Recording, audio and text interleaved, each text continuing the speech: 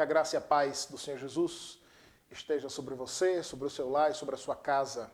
É muito bom estarmos aqui mais uma vez para juntos louvarmos e bendizermos ao Senhor neste dia do Senhor. O meu desejo nesta hora é que a renovação, o consolo e o conforto do Senhor esteja sobre você, sobre a sua família, sobre a sua casa, neste tempo bem peculiar que estamos vivendo, né? Um tempo onde Deus tem nos provado, tem nos testado por meio desta pandemia, do coronavírus e também da quarentena.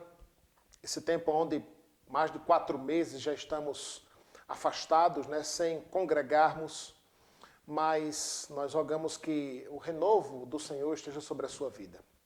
E uma excelente forma de nos renovarmos é justamente buscando a palavra de Deus, buscando ao Senhor. Continuamente, insistentemente, de modo resiliente e firme diante do Senhor. É por isso que eu peço que você abra sua Bíblia comigo para juntos lermos o Salmo 137. Apesar de ser projetado aí na sua tela, na tela do seu computador, do seu celular, é bom que você abra sua Bíblia também, tenha esse costume para que juntos possamos olhar a palavra de Deus e o que ela tem para falar aos nossos corações. Salmo 137, vamos dar início assim à nossa devocional deste domingo, lendo a palavra do Senhor. Diz assim: às margens dos rios da Babilônia, nós nos assentávamos e chorávamos, lembrando-nos de Sião. Nos salgueiros que lá havia, pendurávamos as nossas harpas, pois aqueles que nos levaram cativos nos pediam canções, e os nossos opressores que fôssemos alegres, dizendo: entoai-nos algum dos cânticos de Sião. Como, porém, havíamos de entoar um cântico ao Senhor em terra estranha? Se eu de ti me esquecer, ó Jerusalém, que se resseque a minha mão direita, apega-se-me a língua ao paladar, se não lembrar de ti, se não proferir eu, Jerusalém, a minha maior alegria contra os filhos de Edom, lembra-te, Senhor, do dia de Jerusalém, pois diziam: arrasai-a até os fundamentos. Filha da Babilônia, que hás de ser destruída, feliz aquele que te der o pago do mal que nos fizeste. Feliz aquele que pagar os teus filhos e esmagá-los contra a pedra. Houve um tempo, irmãos, em que a Deus restringia a sua presença a um lugar no que se refere ao culto, né? A Jerusalém, ao templo, ao tabernáculo. Hoje nós não temos mais esse sentimento. Diferente da resposta do salmista aos seus algozes, que queria que ele cantasse cânticos de Sião fora de Jerusalém, nós podemos cantar, louvar e bendizer ao Senhor aonde quer que estejamos. A igreja é extremamente importante e exerce um papel fundamental na adoração ao Senhor. Mas nós podemos adorá-lo, bendizê-lo onde quer que estejamos. E é isso que nós iremos fazer nesta hora, orando. E logo após essa oração iremos cantar ao Senhor, ouvir a sua voz por meio de uma canção, e eu convido você junto a cantar comigo, louvar e bendizer o nome do Senhor. Oremos. Senhor Deus, nós louvamos e bendizemos o teu nome, pela tua graça que se estende a nós, pelas tuas misericórdias que se renovam sobre as nossas vidas neste dia. Nós queremos rogar ao Senhor a tua bênção nesta hora, para que o Senhor fale conosco por meio da tua palavra, das canções e da mensagem que será exposta a Deus. Que o Senhor traga renovação às nossas vidas, nos ajudando nesses tempos difíceis, Deus. Que possamos, Deus, louvar e bendizer o teu nome, onde quer que estejamos. Afinal de contas, o Senhor agora habita em nossos corações, e não mais em templos feitos por mãos humanas. Contudo, Deus, rogamos que o Senhor nos abençoe, nos ajude para que logo estejamos juntos na casa do Senhor, congregando, louvando e bendizendo o teu nome. Em nome de Jesus. Amém. Cantemos ao Senhor.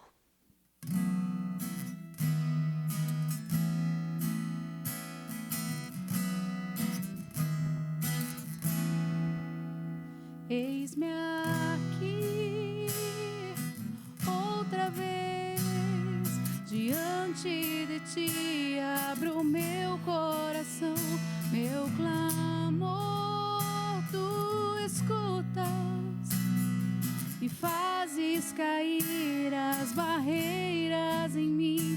És fiel, Senhor, e dizes palavras de amor, esperança sem fim.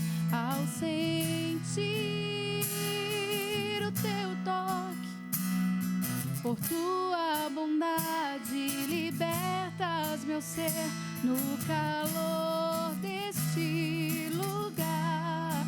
Eu venho me derramar, dizer que te amo, me derramar, dizer te preciso, me derramar, dizer que sou grato, me derramar, dizer que és formoso.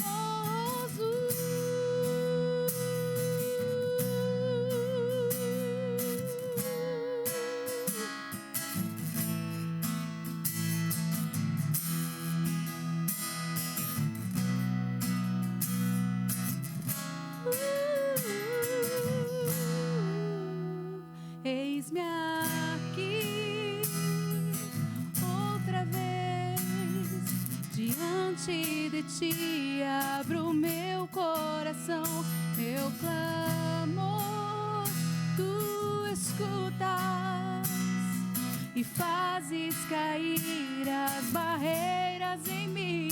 És fiel, Senhor, e dizes palavras de amor, esperança sem fim.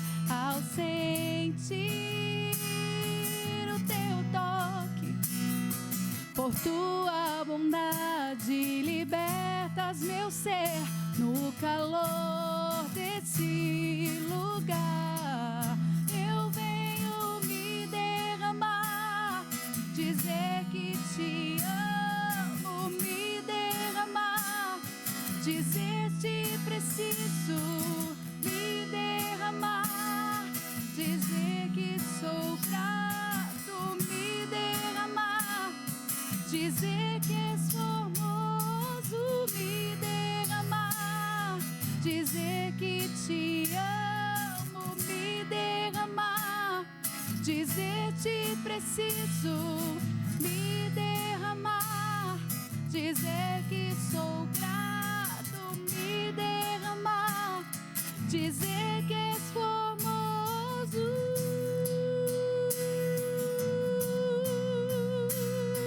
Tu és formoso.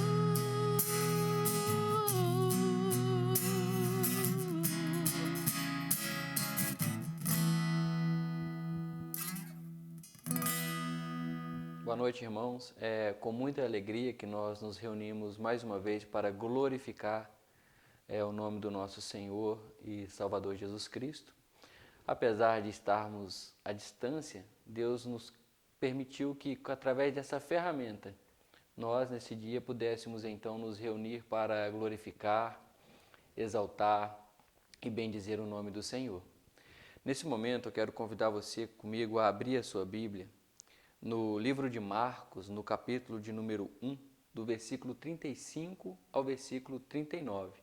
Nós vamos estar vendo nessa noite a oração e a missão de Jesus Cristo. No capítulo 1, versículo 35, está escrito assim: Tendo-se levantado alta madrugada, saiu para um lugar deserto e ali orava. Procuravam-no diligentemente Simão e os que com ele estavam. Tendo-o encontrado, lhe disseram: Todos te buscam. Jesus, porém, lhes disse: Vamos a outros lugares, a povoações vizinhas, a fim de que eu pregue também ali, pois para isso é que eu vim. Então, foi por toda a Galiléia, pregando nas sinagogas deles e expelindo os demônios.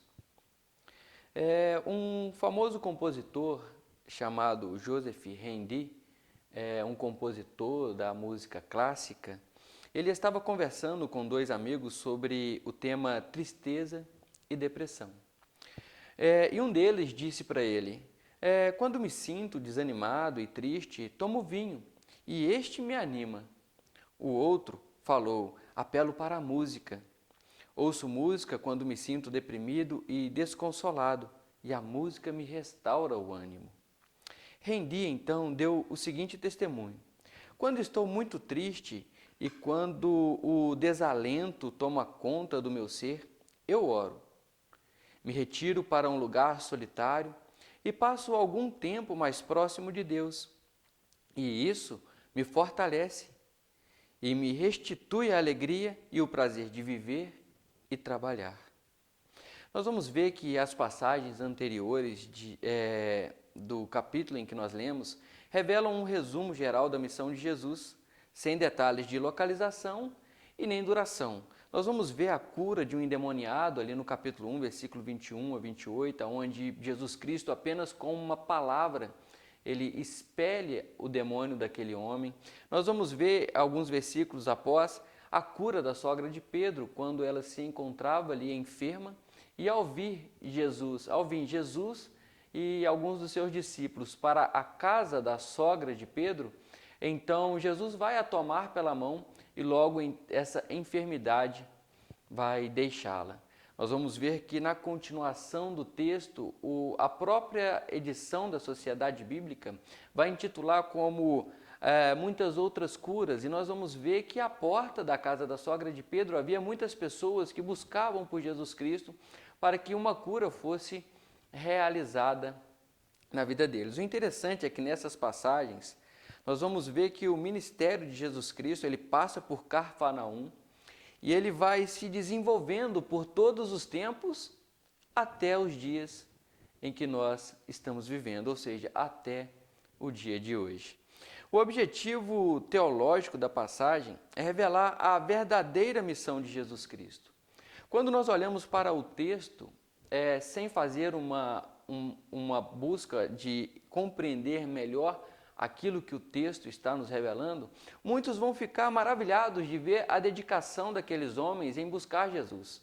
E até mesmo alguns teólogos, ou seja, até mesmo algumas pessoas que não têm um conhecimento tão aprofundado das Sagradas Escrituras, vão ficar maravilhados e vão dizer, olha, que interessante, todos procuravam por Jesus, outros vão dizer, olha, quando eles acharam, eles disseram, todos te buscam, e tudo isso vai mostrar que eles não compreenderam muito bem o texto. Muitos vão usar até mesmo esse texto para dizer da seguinte forma, estão vendo, irmãos, a necessidade de buscarmos a Jesus Cristo?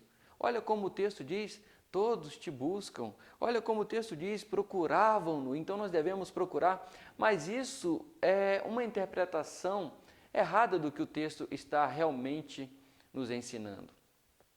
O que o texto vai nos ensinar é totalmente o contrário daquilo que de uma primeira vez, ao analisarmos o texto, nós vamos ter como uma interpretação.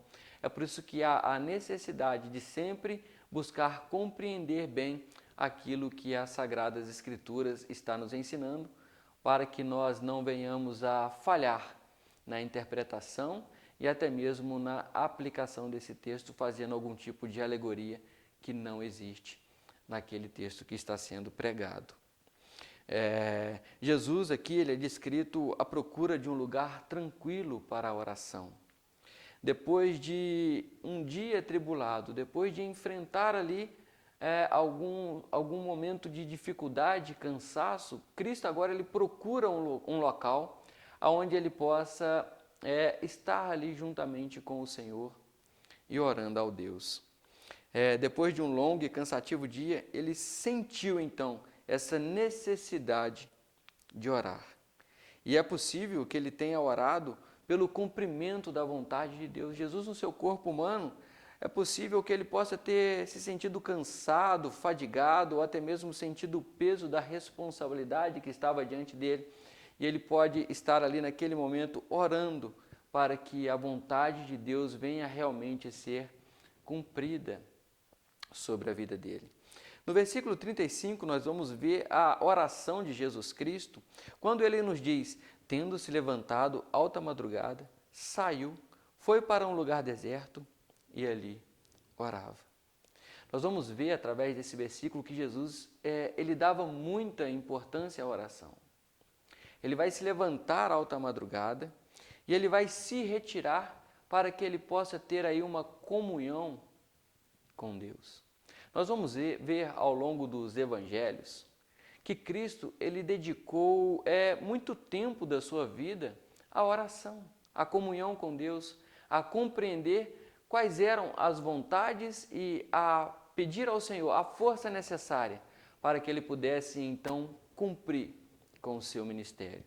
E nós vamos ver que Jesus Cristo ele orou quando ele foi batizado, ele orou na escolha dos discípulos, ele orou na multiplicação dos pães para 5.000 pessoas, ele orou no Monte da Transfiguração, e ele orou em vários outros episódios, que eu não vou destacar todos aqui por ser muitos esses episódios, e nós vamos ver que havia então uma importância da oração para Jesus Cristo. Talvez é o que nós precisamos também ter em mente. Precisamos compreender a importância da oração na nossa vida como cristão, como aquele que foi alcançado por Cristo para a pregação do Evangelho. Essas referências elas devem ser consideradas como um exemplo de uma vida de oração e ação de graças. Cristo ele agia e ele orava em agradecimento a Deus e ele orava louvando ao Senhor pela permissão que lhe era concedido a agir daquela maneira. Então Jesus ele orava continuamente, de forma alguma ele desanimava. O interessante é que o texto ele vai trabalhar bem aqui a ideia de que ele se levanta à alta madrugada. E duas interpretações podem ser retiradas dessa primeira parte, porque, primeiro, Jesus Cristo ele poderia ter levantado à alta madrugada por causa da multidão de pessoas que o seguia à busca de curas e milagres. E talvez ele se levanta à alta madrugada para que ele possa se retirar da casa da sogra de Pedro e ir até um lugar tranquilo para que ele possa orar sem que as pessoas venham se aglomerar ao seu redor. Ele precisava de um momento sozinho de oração. E a outra interpretação pode ser interpretada, alguns estudiosos vão trazer esse tipo de interpretação, que talvez ele queria excluir o costume judaico de oração. Por quê? Porque os judeus, considerados piedosos, eles estipulavam 3 momentos de orações durante o dia. Uma pela parte da manhã, por volta das 9 horas, outra na parte da tarde, por volta das 3 horas, e outra à tardezinha ali, por volta das 6 horas. E eles dedicavam esses 3 momentos de oração por dia, e eles consideravam que aquilo que era feito fora desses 3 momentos era considerado como algo, uma ação de incredulidade, e até mesmo eles tinham ali um certo tipo de lei que fazia com que viesse a ser proibido orar em qualquer um horário que fosse fora daqueles que eram estipulados por eles, porque eles acreditavam que isso poderia incomodar o Altíssimo. E para que Deus não fosse incomodado, eles estipulavam então ali momentos específicos para a oração. E tudo pode também indicar que Cristo ele se levanta à alta madrugada e se retira para orar, para mostrar que aquela ação que eles estavam realizando era apenas uma ação de religiosidade. E que, na verdade, não existe uma hora específica para orar ao Senhor, mas que em todo momento nós devemos nos dedicar em oração a Deus, assim como a própria Sagradas Escrituras nos ensina que nós devemos orar sem cessar. E nós vamos ver que ele vai se retirar, né? Jesus ele acorda cedo, ele ora então por essa solicitude de Deus e ele vai se retirar para um lugar deserto. O interessante é que aqui também nós precisamos destacar a ideia de lugar deserto, que é a mesma palavra na tradução da palavra no original, no grego. Nós vamos ver que essa palavra é a mesma palavra usada para o deserto onde João Batista pregava, E é a mesma palavra usada para o deserto onde Jesus foi tentado. Então, o que significa é que não é um deserto arrasado, mas um lugar de arrependimento, de restauração e comunhão com Deus. João Batista ele vai para o deserto para o seu aperfeiçoamento no ministério, para a aplicação daquilo que ele estava aprendendo, aplicação da palavra, do chamado. Então ali ele vai aprender com o Senhor. E Cristo ele vai também para o deserto para ser tentado, e isso traz o aperfeiçoamento do seu ministério terreno. Então tudo indica que esse deserto não é esse lugar arrasado, mas é sim um lugar de comunhão com Deus. Marcos, ele registra ainda Jesus orando apenas 3 vezes no seu evangelho. É interessante que ele não vai fazer isso de uma forma qualquer, ele vai fazer isso de uma forma que venha a haver uma ligação entre todas as vezes que Jesus Cristo vai se dedicar na oração. A primeira vez que nós vamos ver Jesus orando aqui no Evangelho de Marcos é nesse versículo que nós acabamos de ler, que é o versículo 35, aonde ele vai sair alta madrugada para um lugar deserto para que ele possa orar. Depois nós vamos ver aqui ele vai sair para orar após alimentar 5.000 pessoas. E depois nós vamos ter um outro momento registrado por Marcos, que é no Getsemane, aonde Cristo então vai orar ao Senhor. E é interessante que essas 3 vezes elas ocorrem à noite, em lugares solitários e com a oposição ao seu ministério. Ou seja, Marcos, ele cuidadosamente usa 3 referências específicas aonde Cristo ora, mostrando que essas 3 vezes que o Senhor orou, haviam pessoas tentando impedir o progresso do seu evangelho. Em meio a toda a sua atividade, toda essa correria, Jesus ele vai buscar então um lugar quieto, um ponto imóvel, para que ele pudesse orar ao Pai ali por essa solicitude e para que a vontade do Senhor fosse cumprida sobre a vida dele. Mahatma Gandhi, ele diz da seguinte forma: a oração não é a diversão ociosa de uma mulher velha. Bem compreendida e aplicada, é o mais poderoso instrumento de ação. E aqui nós podemos fazer já de imediato uma aplicação na nossa vida. Por muitas das vezes nós não valorizamos a oração e não nos dedicamos em orar como realmente deveríamos. E fazemos talvez como Mahatma Gandhi ele diz, comparamos a oração como um ocupar, um afazer ocioso de uma mulher velha, ou seja, uma ação que permite preencher ali o seu tempo ocioso. Mas não é bem assim. Na continuação de sua frase, ele nos mostra que quando a oração ela é bem compreendida, ela é um grande instrumento, um poderoso instrumento de ação. Nós vemos que Cristo, em todas as suas ações, em todo o seu ministério, em toda a sua vida, aonde ele estava ali aplicando o ministério dele terreno na terra, ele vai se dedicar à oração e ele vai agir sempre revestido de oração. Dessa mesma forma, nós devemos nos dedicar em oração em todos os instantes. Nós devemos dedicar a nossa vida a Deus e devemos nos colocar sempre diante dele para que nós venhamos compreender quais são as suas vontades. Porque quanto mais comunhão nós temos com o Senhor através da oração e através da leitura bíblica, nós temos a condição de compreender quais são as vontades do Senhor para nós.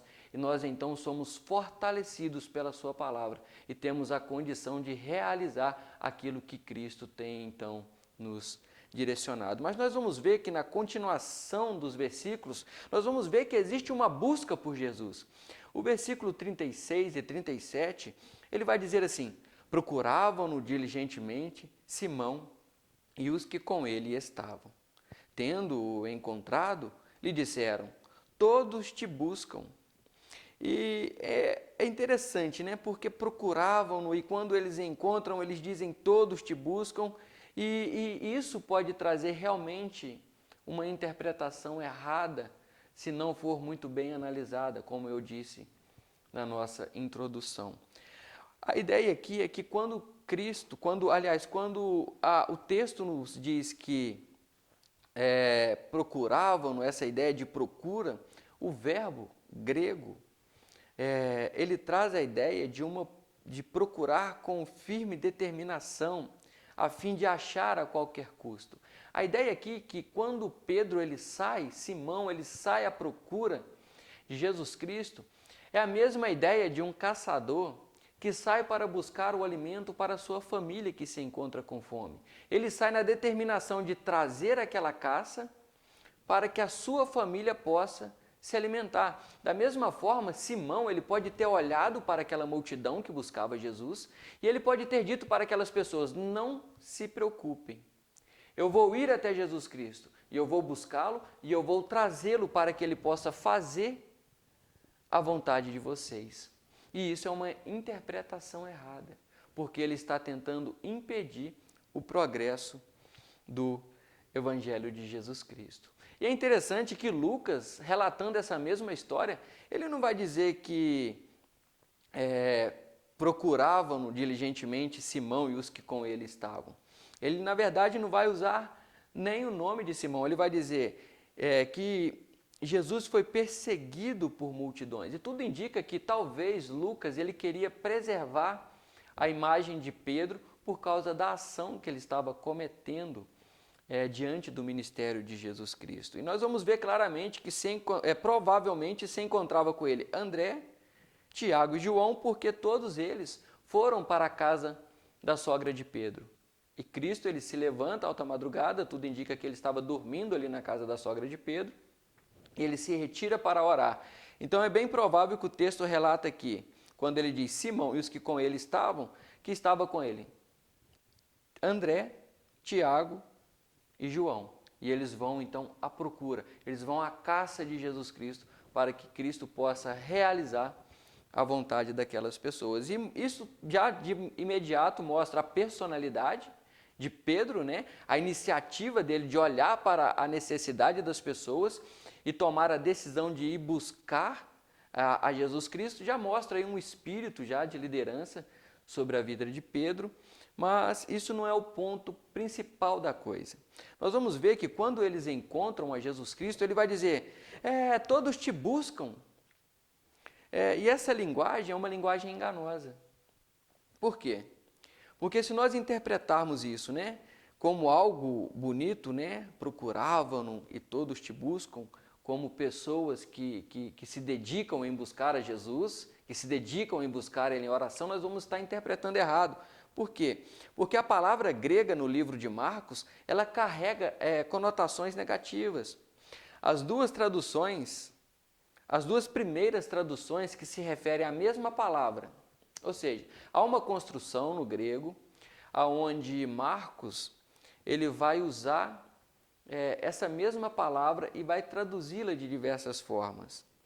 E quando ele usa essa palavra aqui, ele já está usando no mesmo sentido que ele vai usar nas demais passagens. Nas duas primeiras traduções, que nós vamos ver no capítulo de Marcos, capítulo 3, versículo 32, se refere-se a uma interferência ao ministério de Jesus Cristo.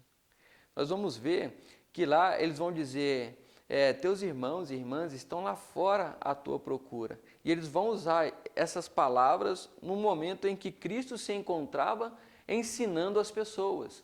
Então, já vem aí a ideia de impedimento da continuidade do ministério de Jesus Cristo. As duas seguintes referências vão estar em Marcos, capítulo 8, versículo 11 e 12, onde elas vão ser usadas para se referir à falta de fé daqueles irmãos. E depois, as restantes referências em uma tentativa de matar a Jesus Cristo, já ali no final do seu ministério, quando os fariseus eles começam a buscar Jesus, eles começam a procurar meios, e eles começam a tentar criar situações para que eles pudessem prender Jesus, ou até mesmo pegar Jesus em algum tipo de contradição, para que eles pudessem prender e até mesmo matar a Jesus Cristo. Então nós vamos ver que procurar, essa ideia de buscar, procurar a Cristo, essa ideia de que todos o buscavam, traz realmente essa ideia de tentar impedir o progresso, porque sugere uma tentativa de determinar e controlar, em vez de se submeter e seguir a Jesus Cristo. Procurar Jesus aqui no livro de Marcos não é uma virtude. Eles estavam procurando a Jesus Cristo não porque eles queriam adorá-lo e glorificá-lo como o Deus e Senhor que ele era. Eles estavam buscando a Jesus Cristo porque talvez eles se encontravam maravilhados com a multidão e talvez porque eles queriam realmente fazer com que Cristo viesse a cumprir com a vontade daquelas pessoas. Então, há aí uma busca errada do Senhor.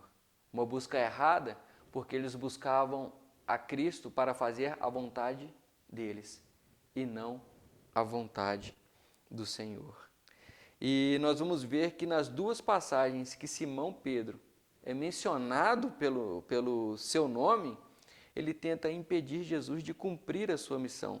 Aqui no texto que nós acabamos de ler, né, nós vamos ver que aqui tem a referência, a citação do nome de Simão, e nós vamos ver que Cristo ele vai responder de forma contrária àquilo que ele almejava.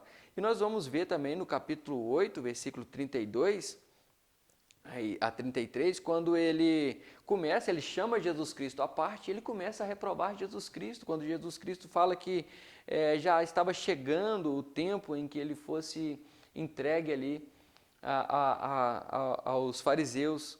E Cristo vai o repreender e vai dizer para ele: arreda-te, Satanás, porque não cogita das coisas de Deus, e sim das dos homens. Então nós vemos aí que essa busca, que era realizada nesse momento por Pedro, não era uma busca que realmente glorificava o Senhor, mas era uma busca que tentava impedir o progresso do Evangelho, o progresso da pregação, o progresso do testemunho da palavra de Jesus Cristo.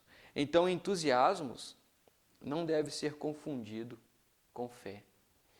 Na verdade, ela pode até mesmo se opor à fé, como no caso de Pedro, nesse texto que nós acabamos de ler. E esse episódio ele mostra que o discípulo ele não consiste em buscar a Deus para que Deus faça a vontade dele, mas consiste em o discípulo buscar ao Senhor para que a vontade de Deus seja feita sobre a vida dele. Então a ideia que nós chegamos aqui, a conclusão que nós chegamos, é que nós não devemos tentar controlar a Jesus Cristo, mas nós devemos ser totalmente controlados por Ele em todas as suas palavras que é colocada sobre a nossa vida. Na continuação do texto, nós vamos ver aí no versículo 38 e 39, nós vamos ter a confirmação dessa busca errônea da parte de Pedro, quando nós vamos ver a resposta que Jesus Cristo dá a ele. Quando Jesus Cristo diz assim: Jesus, porém, lhes disse: vamos a outros lugares, às povoações vizinhas, a fim de que eu pregue também ali. Pois para isto é que eu vim. Então foi por toda a Galiléia, pregando nas sinagogas deles e expelindo os demônios. É interessante que o evangelista Marcos, ele já vai iniciar aqui esses versículos com essa conjunção adversativa, ou seja, ele vai mostrar a oposição de Jesus Cristo à vontade de Pedro, né? Marcos vai dizer assim, vai mostrar claramente, né? Ele vai deixar relatado: Jesus, porém, ou seja, Jesus ele iria ir contra a vontade de Pedro naquele exato momento. Ele vai dizer: vamos.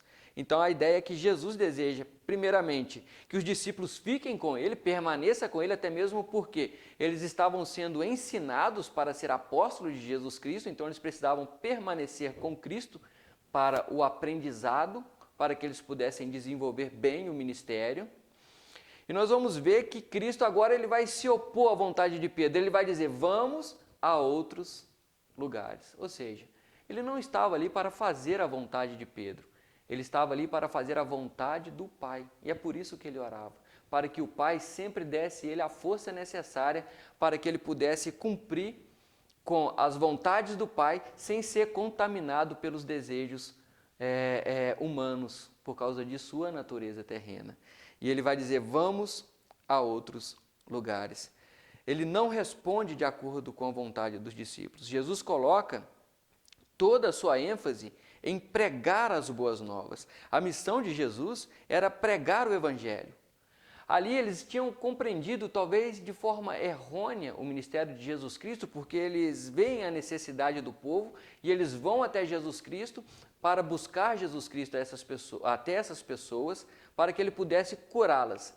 Mas Cristo ele coloca essa ênfase na pregação, porque ele quer demonstrar para eles que o objetivo dele não era curar as pessoas, mas sim pregar o Evangelho. Mas espera aí, mas não havia curas? Não havia milagres? Não havia prodígios da parte de Jesus Cristo? Sim, havia curas e havia milagres. Mas tudo isso servia para a confirmação da sua palavra. Ou seja, Cristo pregava e os milagres confirmavam a sua autoridade, confirmavam a sua divindade. Então, os milagres, eles seriam realmente ali tidos como apenas uma confirmação da pregação, do poder, da autoridade de Jesus Cristo. E foi para esse propósito que eu vim, né? Cristo vai dizer, eu vim não apenas de Nazaré ou de Cafarnaum, mas definitivamente do céu. Não para fazer milagre, mas para anunciar a salvação. Ou seja, para pregar o Evangelho a todos aqueles que perecem, a fim de que eles cheguem à verdadeira compreensão de quem é Deus e a verdadeira compreensão da salvação. E a lógica aqui é bastante clara, né? Nós vamos ver que ele vai dizer, vamos para outros lugares, e seguido dessa palavra ele vai dizer, então viajou por toda a Galileia para que eu possa pregar. Então, pregando nas sinagogas e expelindo os demônios. Então, há uma construção lógica bastante clara que demonstra que Cristo ele não estava ali somente para curar e fazer a vontade das pessoas, mas que ele estava ali realmente para caminhar por todas as regiões, por todas as vizinhanças, a fim de anunciar o Evangelho, a fim de anunciar a salvação àquelas pessoas. Verdadeiramente, ele é o Salvador do mundo. E nós vamos ver que Jesus ele usava estrategicamente as sinagogas para pregar.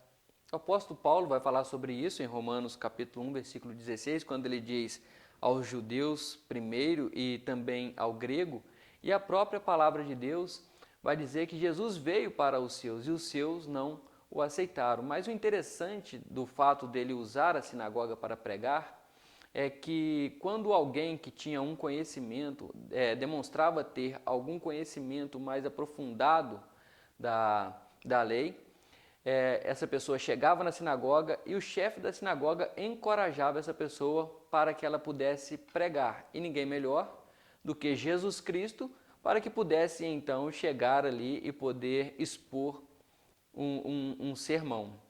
Então ele usava já dessa estratégia para chegar ali primeiramente aos judeus, anunciando para eles também a palavra e também depois para os gentios, a todos aqueles outros que se encontravam perdidos. Pascal, ele diz que a nossa natureza está no movimento. O repouso completo é a morte. O que eu quero dizer aqui em uma aplicação desses versículos que nós acabamos de ler é que nós não podemos, depois que chamados por Cristo para pregar o Evangelho, nós não podemos permanecer uma vida inerte, parados no tempo, sem haver uma ação da nossa parte em fazer aquilo que a palavra de Deus nos ensina. Pois nós somos chamados por Deus para anunciar o Evangelho. E nós temos o exemplo claro de Jesus Cristo aí, indo a todas as regiões e pregando o Evangelho, e a própria palavra de Deus vai nos dizer, ide por todo o mundo e pregai o evangelho a toda a criatura. E também vai dizer, como ouvirão se não há quem pregue? Ou seja, existe uma responsabilidade que é colocada sobre as nossas vidas, que é a de anunciar o evangelho a toda a criatura. E agora nós vamos concluir o nosso sermão da seguinte forma: Cristo, em sua natureza humana, ele orava na finalidade de se recompor das dificuldades e se fortalecer diante dos ataques que sofria, a fim de fazer sempre a vontade do Pai. Joseph Randy, em sua conversa com seus amigos, nos mostra que a oração o revigorava, dava a ele alegria e prazer para viver e trabalhar. E você deve seguir o exemplo dado por Cristo, na certeza de que, como Randy era revigorado, assim também nós somos revigorados, somos fortalecidos e somos encorajados a cumprir com aquilo que o Senhor tem colocado nas nossas mãos. Pascal também ele diz assim: nunca um homem é tão grande como quando está de joelhos. Isso significa que realmente nós devemos ter uma vida de oração, assim como Cristo orava. Isso significa que nós devemos ter uma vida de ação, não para fazer o que as pessoas querem, ou seja, não devemos pregar o evangelho que elas querem ouvir, não devemos buscar meios para que essas pessoas venham ser curadas por meios naturais apenas, mas nós devemos anunciar o evangelho, porque a maior cura vem através da pregação. A pregação do evangelho nos dá vida, a pregação do evangelho nos liberta de todo o pecado. E a pregação do evangelho nos leva à salvação em Jesus Cristo. Cristo, ele orou, ele recusou o clamor daquelas pessoas quando elas buscavam somente a vontade deles. E Cristo anunciou o evangelho a todos aqueles que queriam fazer a sua vontade. E uma aplicação.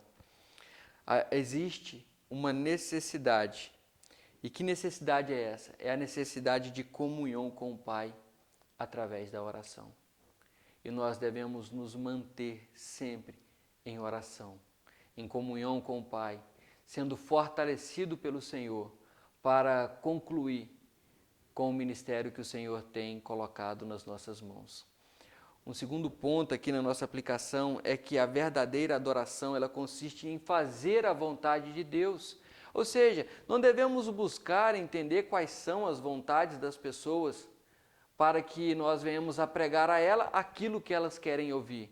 Mas nós devemos buscar saber quais são as vontades de Deus, para que nós não venhamos fazer a vontade das pessoas, mas sim fazer a vontade de Deus, pois fazendo a vontade de Deus, todas as demais pessoas, conforme a vontade de Deus, serão alcançadas e serão então transformadas de pecadores a pessoas santas, que se dedicam a sua vida em fazer a vontade do Senhor.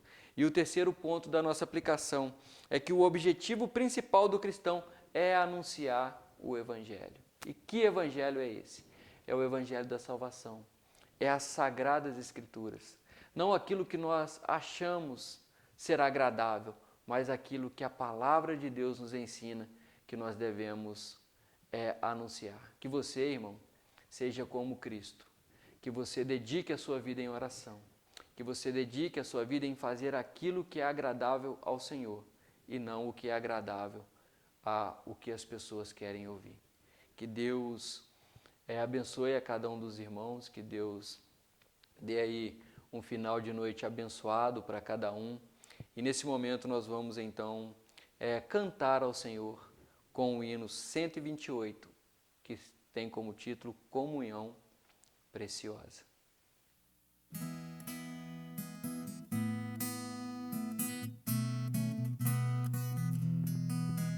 Preciosas são as horas na presença de Jesus, comunhão deliciosa da minha alma com a luz.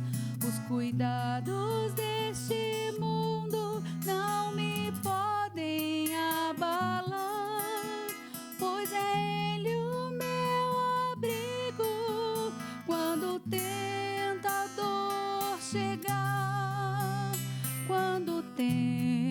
a dor chegar, ao sentir-me rodeado de cuidados terreais, irritado e abatido ou em dúvidas fatais, a Jesus eu me dirijo nesses tempos de aflição. As palavras que Ele fala trazem paz, consolação, trazem paz, consolação. Se confesso meus temores, toda a minha imperfeição, Ele escuta com paciência essa triste confissão. Com ternura repreende meu pecado e todo o mal. É Jesus o meu amigo, o melhor e o mais leal, o melhor e o mais leal. Se quereis saber quão doce é a divina comunhão, podereis muito bem prová-la e tereis compensação. Procurai estar sozinhos em conversa com Jesus, provareis na vossa vida o poder que vem da cruz, o poder que vem da cruz. Que tenhamos, irmãos, como acabamos de ouvir e cantar, uma vida de fato de oração. A oração pode ser um principal e fundamental meio para a nossa renovação nesses tempos difíceis. Basta que nós nos voltemos a Deus e roguemos a Ele, fazendo dessa hora, como acabamos de cantar horas preciosas. Vamos orar então, mais uma vez, encerrando. Eu quero orar por você, impetrar a bênção sobre a sua casa. E logo após eu tenho alguns avisos importantes para dar a você. Senhor, muito obrigado por este tempo aqui de devocional, pela Tua palavra pregada a nós, pelo exemplo do Senhor enquanto esteve aqui na terra. Que nós possamos, Deus, a exemplo do Senhor, dedicar tempo de oração, de consagração a Ti, por meio das nossas preces e súplicas, buscando a único que tem a solução para as nossas dores. Agora, Deus, renova-nos durante essa semana, nos dando uma semana de paz em Tua presença. Em meio, Deus, às lutas que vivemos, continua livrando o Teu povo, Deus, protegendo, guardando de todo mal. Não só, Deus, gerado pelo vírus, gerado por essa pandemia que vivemos, mas também todos os demais males, Deus, que tentam diariamente se levantar contra nós, contra o Teu povo. Ó Deus, e agora despede-nos com a Tua bênção e Tua paz. Que o amor de Deus, o nosso eterno e bondoso Pai, a graça do nosso Senhor e Salvador Jesus Cristo, o poder, a comunhão e as consolações do Espírito Santo de Deus estejam sobre todos vós, povo de Cristo, aqui e em toda a face da terra, desde agora e para sempre. Amém. Eu queria agradecer a você que permaneceu conosco até o final desta devocional e desafiá-lo a ajudar-nos a chegarmos aos 1000 inscritos desse canal. Nós estamos quase lá, mas contamos com a sua ajuda, com a sua colaboração, buscando outras pessoas, compartilhando os nossos vídeos, curtindo também, para que o canal dessa igreja possa crescer cada vez mais e assim Cristo seja glorificado, a igreja se torne conhecida. Os instrumentos de comunicação midiáticas, irmãos, hoje tem sido um grande instrumento de Deus para propagar o Evangelho de Cristo e fazer com que as igrejas avancem em seu trabalho missionário e cresçam. E nós louvamos a Deus pelo canal da nossa igreja, a Igreja Presbiteriana Cidade de Dutra, e rogamos que ele continue crescendo, mas contamos com a sua colaboração, com o seu apoio. Uma outra forma de você contribuir também com esta obra é por meio dos seus dízimos e ofertas. Nós louvamos a Deus pela sua vida enquanto membro, que tem se mantido de forma fiel, sustentando esse trabalho, o qual permanece firme e atuante. E rogamos que você também, que não é membro, mas que deseja contribuir com este trabalho, com esta obra, que o faça por meio da nossa conta bancária, que aparece aqui neste momento, para que nós possamos, então, avançar cada vez mais. Que Deus te abençoe, te dê uma semana de paz, em nome de Jesus.